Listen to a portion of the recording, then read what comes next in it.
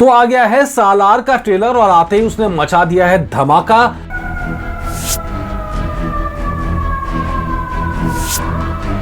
और लेकिन सवाल तो बाकी है कि क्या ये उग्रम का रीमेक है। इसका जवाब भी आज मिल गया है।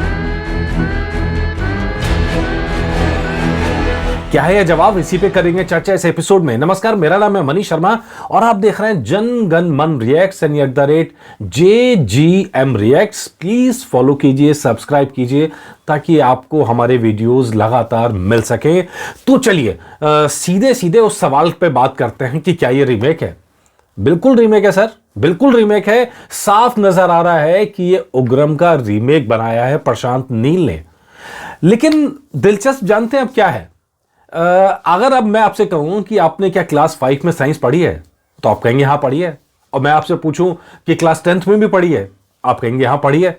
और मैं कहूं क्या क्लास 5 की साइंस और क्लास 10th की साइंस सेम थी, आप कहेंगे क्या बात कर रहे हो, बच्चों वाली बात कर रहे हैं।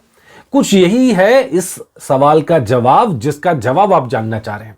दरअसल सालार को आप उग्रम का रीमेक कह सकते हैं, लेकिन उसका कहीं कहीं मॉडिफाइड वर्जन आप कह लीजिए, और उसका मतलब हर तरह से अपग्रेडेड वर्जन आप उसे कहिए।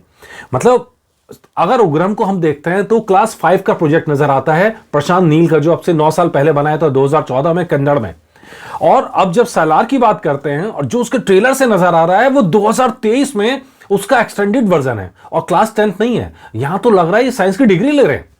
तो जो फर्क आया है 2014 में और 2023 में, उसने इस कहानी को गजब बना दिया। अब सेम कहानी तो उग्रम की लेंगे नहीं, प्लॉट सेम है। आपको मजेदार चीज एक और बताता हूं, उसमें आपको इस सवाल का जवाब भी मिलेगा। हमारे देश के अंदर सबसे बड़ा वॉर का ग्रंथ कौन सा है? अब ग्रंथ कहते हैं तो आपको आइडिया लगी ही क्या होगा, महाभारत। जब कहते हैं महाभारत आई थी शुरू में तो वो भारत थी, सिर्फ भारत के नाम से ग्रंथ आया था और उसमें छोटी कहानी थी। बाद में जब बहुत लोकप्रिय हुआ तो उसकी कहानी बढ़ाई गई, तब वो ज्यादा श्लोकों की रचना हुई, तब वो महाभारत बना। तो कुछ इसी तरह का ये महाभारत है प्रशांत नील का। ये जो इन्होंने करा है ना, ये भारत से महाभारत बनने का जो प्रोसेस है ना, ये वही है। 2014 में जो उन्होंने सीखा था और 2023 तक उन्होंने जो सीखा है, ये उसकी जर्नी है। अब प्लॉट के अंदर मोटा प्लॉट, जो बड़ा बड़ा प्लॉट है वो सेम है, लेकिन उसके अंदर की डिटेलिंग बहुत फर्क आपको मिलेगी, बहुत फर्क मिलेगी और आपको एक तरह से एकदम नई कहानी नजर आएगी। जब उग्रम हमने देखी, उग्रम के अंदर बेसिकली जो कहानी है, आप बहुत लोगों ने मुझसे कहा कि यार उग्रम को यूट्यूब से हटा दिया, यहां से हटा दिया, वहां से हटा दिया। लेकिन जब ये पिछली चर्चा चली थी अक्टूबर के अंदर पिछले महीने, तो मैंने यूट्यूब पे गया और यूट्यूब पे उग्रम मौजूद थी।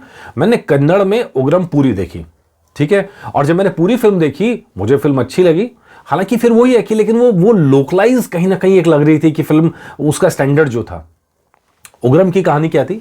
उग्रम की कहानी में 2 प्लॉट थे, एक मौजूदा प्लॉट था, एक पीछे का प्लॉट था। मौजूदा प्लॉट जो था वो ये था कि 2 गैंगस्टर के बीच में एक कहानी थी। मतलब एक जहाज चलाने वाला था, वो किसी गैंगस्टर का पैसा लेके भाग गया, उसकी बेटी वापस आती है तो उसको बचाने का जिम्मा किसको मिलता है? क्या नाम था? अगस्त्य को। अगस्त्य को मिलता है जिम्मा। अगस्त्य उसको बचाता है और सिंगल हैंडेडली गुंडों से बचा के ले जाता है। और वो एक नॉन वायलेंट मैन है, मैकेनिक है, आराम छोटी सी जिंदगी जी रहा है। और उसके बाद में फिर लेकिन यहाँ गुंडों का सामना करता है और जो हीरोइन है फिल्म की उसको बचा लेता है। लेकिन हीरोइन को धीरे धीरे पता चलता है, जब उसके प्यार में पड़ने लगती है तो उसे बताया जाता है, अरे किससे प्यार कर रही हो? ये तो उग्रम है, ये तो वो है जिसने मोस्ट वायलेंट मैन है और ऐसा आदमी है जिसके नाम से लोग डर जाते हैं, भाग जाते हैं मैदान छोड़ के। ऐसा इंसान इतनी हिंसा करता, इतना वायलेंट मैन था ऐसा। तो फिर उसको भी पता चलता, फिर उसकी बैक स्टोरी में जाते हैं। तब बैक स्टोरी है कि 2 दोस्त हैं और 2 दोस्तों के बीच में बहुत दोस्ती है और एक जो है गैंगस्टर बन गया, एक आम जिंदगी जीता है।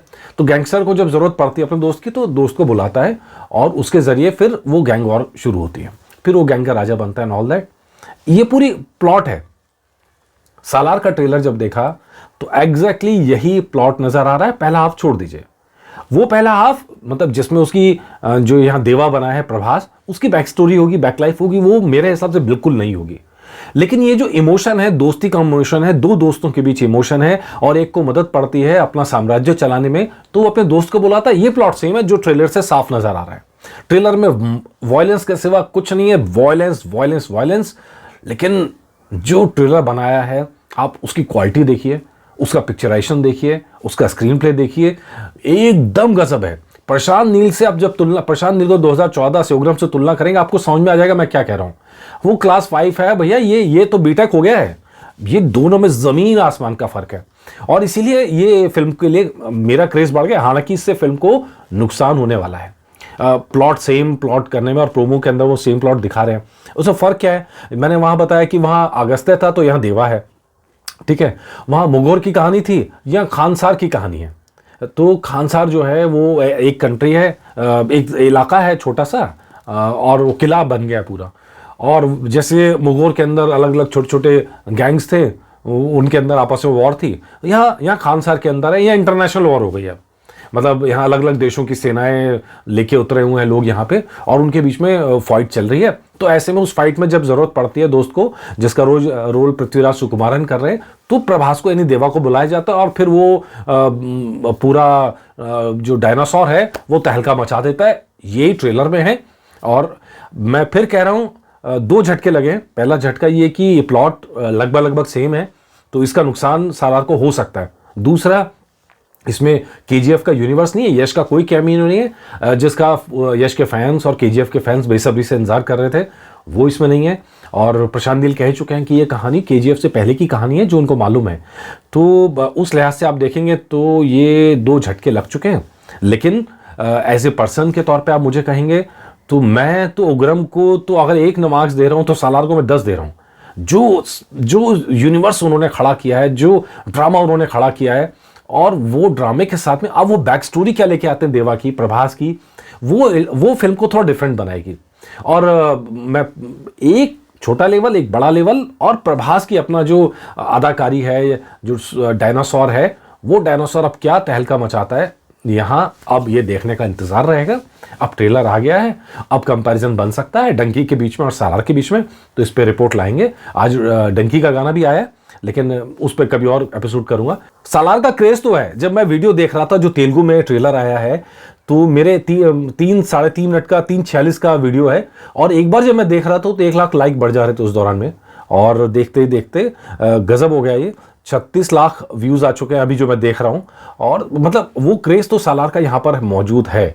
और लेकिन अब जब बात आएगी फिल्म की, तो अब ये देखना है कि कितना कन्वर्ट होगा। प्रशांत नील को इतना भरोसा है अपनी इस थीम पर, दोस्ती की थीम पर, कि वो पहले ही कह रहे हैं सालार पार्ट 1 है, 2 भी आएगी। चलिए, हम तो सबके लिए दुआएं करते हैं कि सारी फिल्में हिट हो, अच्छी फिल्में जरूर चलें, ज्यादा चलें। तो देखते हैं इस फिल्म का क्या रहता है। नजर बनी हुई है, अपडेट लाते रहेंगे। नमस्कार।